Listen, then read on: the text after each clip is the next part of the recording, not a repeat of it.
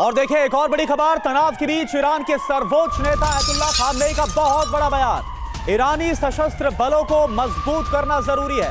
ये खामेनी की तरफ से कहा गया हथियारों को भी आधुनिक बनाना जरूरी है। दुश्मन ईरान की प्रगति को लेकर भ्रमित और क्रोधित है। तो एक तरफ बातचीत, दूसरी तरफ युद्ध की जंग की बड़ी तैयारी। क्या है ईरान का प्लान? देखिए, ईरानी रणनीतिकारों को अमेरिका इजरायल पर भरोसा नहीं है। यूएस से चल रही बातचीत का कोई परिणाम न निकलने का अंदेशा बना हुआ है। ईरान के रणनीतिकार बातचीत को धोखा मान रहे हैं। ईरान युद्ध की तैयारियों से पीछे नहीं हटना चाहता है।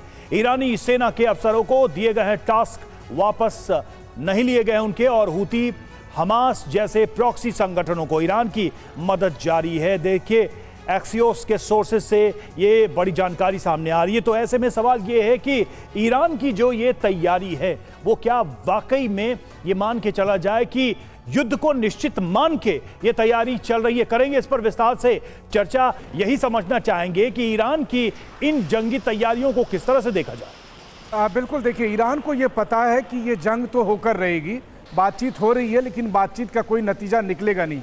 वो इसलिए क्योंकि जैसा कि ट्रंप से मिलने के बाद नेतन्याहू ने कहा था कि ईरान के साथ बातचीत में लीबियन मॉडल को अपनाया जाए, यानी कि जैसा लीबिया के साथ किया गया था कि पहले कहा गया कि आप अपने परमाणु कार्यक्रम को खत्म कर दीजिए, अपने सारे हथियार को खत्म कर दीजिए, और फिर नेक्स्ट स्टेज में जो तमाम लीडरशिप है उसको खत्म किया गया था, गद्दाफी मारा गया था। तो ईरान को पता है कि उनका नतीजा यही होगा। यही वजह है कि शनिवार को मीटिंग के बाद फिर ईरान के सुप्रीम लीडर आयतुल्लाह खामेनी ने एक बड़ी बैठक बुलाई, जिसके वीडियो हम दिखा रहे हैं लगातार। और इस बैठक में उन्होंने ईरान के आर्मी चीफ से तैयारियों के बारे में पूरी डिटेल ब्रीफिंग ली कि किस तरह की तैयारी की गई, और फिर कुछ खास इंस्ट्रक्शन भी दिए। खबरें तो यहाँ तक है कि ईरान ने सूडान में जो मिलिट्री बेस है खार्तूम में, वहाँ पर भी अपने एयर डिफेंस सिस्टम और तमाम चीज़ें लगा रखी है।